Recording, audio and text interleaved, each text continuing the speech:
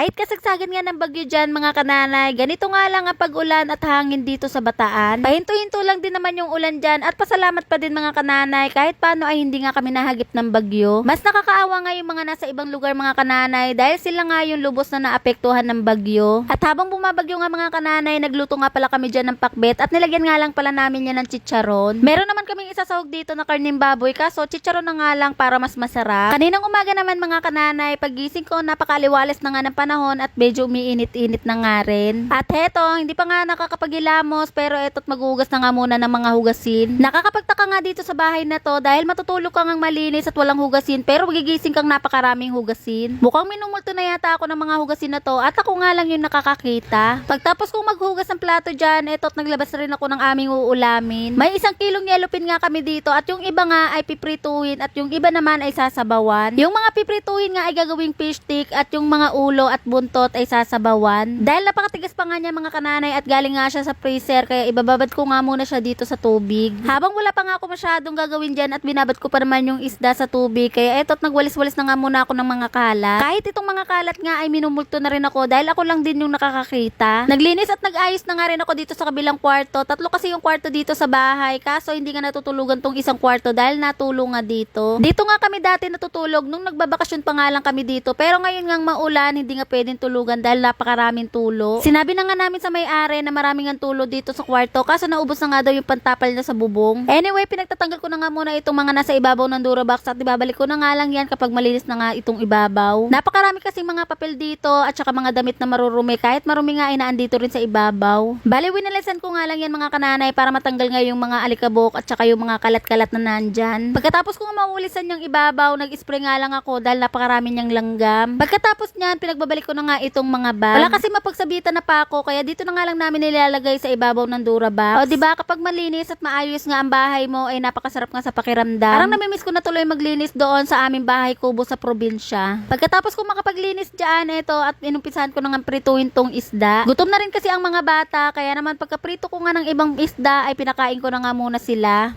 After ko nga maprito yan, ayan, at lulutuin na nga yan ng kapatid ko bilang fish stick. Bali, gumawa na nga siya dyan ng pansabaw mga kananay. Tapos nilagay niya na nga itong mga pinirito ko at tinatin niya nga lang din sa gitna. Hindi na nga yan gigisahin para iwas mantika at diretso na nga yan pagsalang. Hindi rin naman nagtagal mga kananay, naluto na rin itong aming fish stick at pinakain ko nga ulit ang mga bata dahil sila ay gutom pa. Hanggat gusto nilang kumain ay pwede silang kumain ng kumain basta merong ulam at merong kanin. Syempre, hindi nga mawawala ang sinabawang isda dahil yan nga ang gustong-gustong ulamin ni Katatay lagi, yung may sabaw. Kaya kapag isda nga ang ulam namin, hindi nga pwedeng mawala ang sinabawan dahil yan nga ang ulam ni Katatay. Wala naman kasing ibang ulam na gusto si Katatay kundi mga sinabawan lang. Pagkalagay ko nga ng isda dyan mga kananay, nilagay ko na nga rin tong pechay. Para kahit paano nga ay may gulay nga itong kinakain ni Katatay at masustansya pa rin. At maiba na nga pala tayo mga kananay dahil nagpahula nga ako kahapon sa vlog ko kaya naman i-announce ko na nga kung sino ang nanalo. Heto nga yung naging resibo ko sa grocery mga kananay at 2,784 nga ang kanyang presyo lahat. Dahil siya nga yung pinakamalapit na sagot, kaya siya nga yung mabibigyan ko ng 300 pesos. Hello guys! Meron na naman ako i-share sa inyo na bagong games at ito nga pala yung Wagi Plus.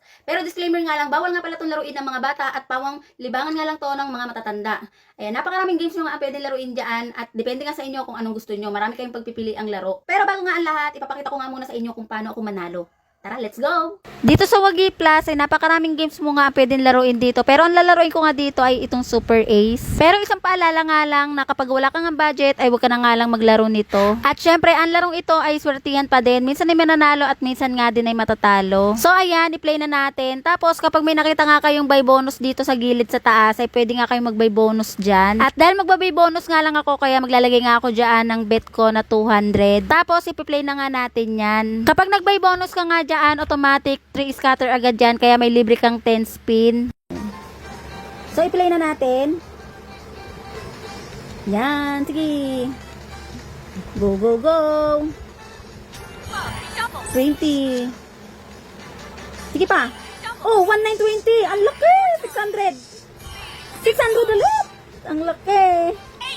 Hala, 400. Sige pa. 600 ulit. Oh, 6,000. Ang laki. Sige pa. Ano, ang laki na nakunalunan natin. Tignan natin kung magkano. Ay! 11,000! 60 pesos! Oh, naman, laki talaga, grabe. At para sa mga gusto mag-register at maglaro, ilalagay ko na nga lang sa comment section ng link.